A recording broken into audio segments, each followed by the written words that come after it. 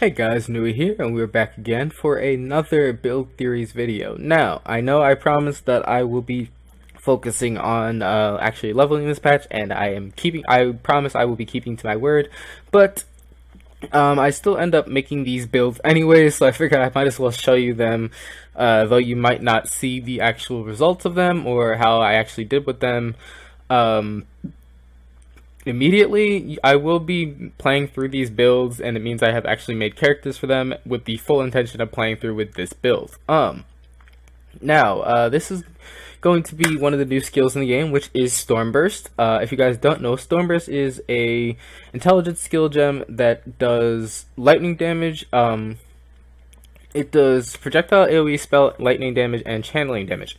It unleashes a stream of projectiles while you channel the spell, which pierce through enemies, dealing lightning damage. When you stop channeling it, the projectiles explode, dealing damage in an area around them. Additional projectiles are added in sequence.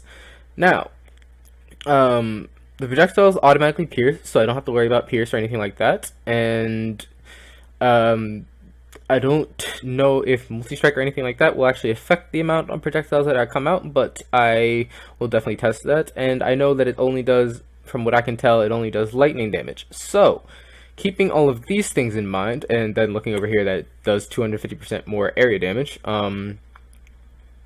keeping all of these things in mind, I decided to create a Occultist build. I know I've seen a couple people are making Templars with this. I wanted to make an Occultist. I feel like this is a more witch, kind of a witch build, and I feel like that's a little bit more my playstyle with it. So I decided to make a witch build off of it. So heading into Path of Building, this is going to be my CI build. I wanted to test out the nerfs, I guess, to CI and see just how significantly bad it is, or if it's still playable. I feel like it's still playable to an extent, and I feel like it just made it so you can't have as much CI, or as much energy shield, but I still feel like you can get a significant amount of energy shield overall, so I think it still works, and this is going to be my build to be able to test that. As far as energy shield is involved, I'm getting 201% from my tree, and I'm also grabbing the extra stuff from my ascendancy nodes, but I'll head into that in a minute. The first thing, actually no, I'll go to my ascendancy first because that's easier. Heading into my ascendancy, I wanted to grab the extra power charges. So I'm getting the 1 extra power charge plus the power charge on crits, 10% chance to gain a power charge on crit. I'm also grabbing the 8% increased maximum energy shield and 20% increased critical strike. Heading over here, I am grabbing another 8% increased maximum energy shield, 15% increased 15% increased curse duration, as well as curse enemies will have a chance to explode. Enemies you curse take 10% increased damage.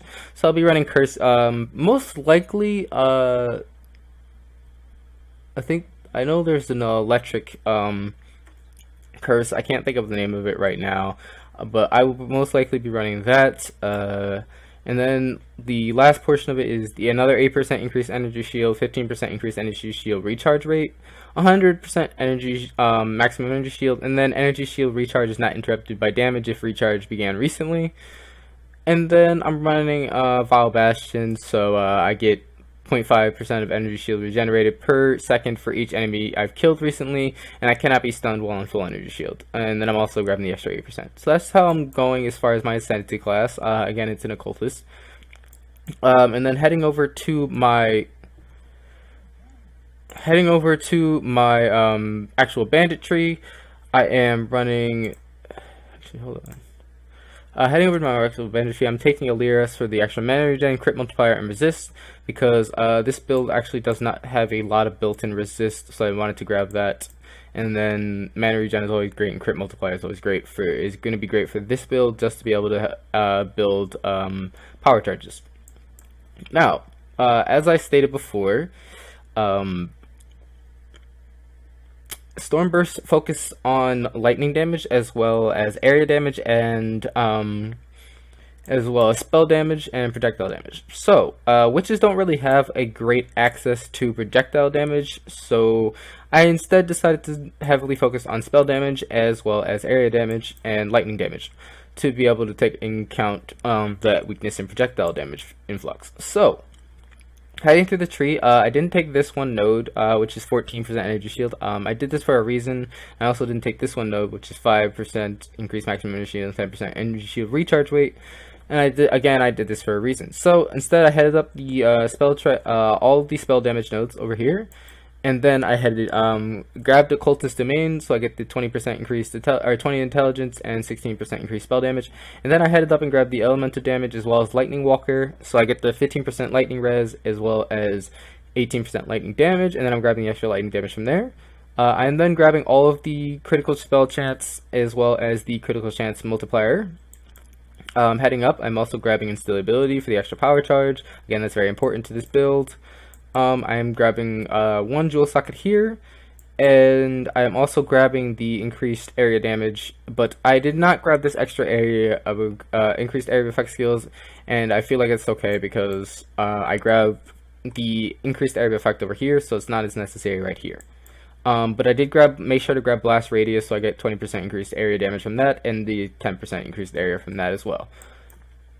Heading up, I grabbed all of the lightning damage nodes up here, so I get the 25% increased lightning damage and the pen from that, as well as the extra lightning damage and shock duration from this. And then heading over here, I'm also grabbing the more increased lightning damage and more shock duration, so shock is going to be prevalent in this build a lot. I decided to grab Essence Surge. I felt like the integration of this with a Occultist build is very useful, so I decided to grab that. And since there's no more than 3 nodes behind CI for the extra 15% energy shield, then I just grabbed that, and I had the extra cells for that. And then I'm coming down here, grabbing the extra energy shield and life and the extra strength. I'm also grabbing the extra crit multiplier and spell multiplier for over here. And then I'm heading over here, grabbing the lightning damage, grabbing crackling speed, so I get the extra critical strength multiplier, increased effective shock, and more lightning damage. And then I'm grabbing arcane vision as well, so that I can make sure I have light radius based off of my energy shield and not my health, because I won't have any health except for 1. So, not really useful. Heading over here, I grabbed all of these nodes for extra energy shield. The life is there, but it's not as important because it's more focused on the extra energy shield from this, which is the extra 20% from there. I'm then grabbing an extra socket here, so I have 2 sockets from over here, and then heading over this way, I grabbed Natural Calm, so I get the 18% increased maximum energy shield, as well as 1% increased maximum lightning res. And then also the extra energy shield recharge rate is great for that too as well. And then I'm grabbing all the wand elemental damage nodes as well as prism weave, so I get 30% increased elemental damage with wands.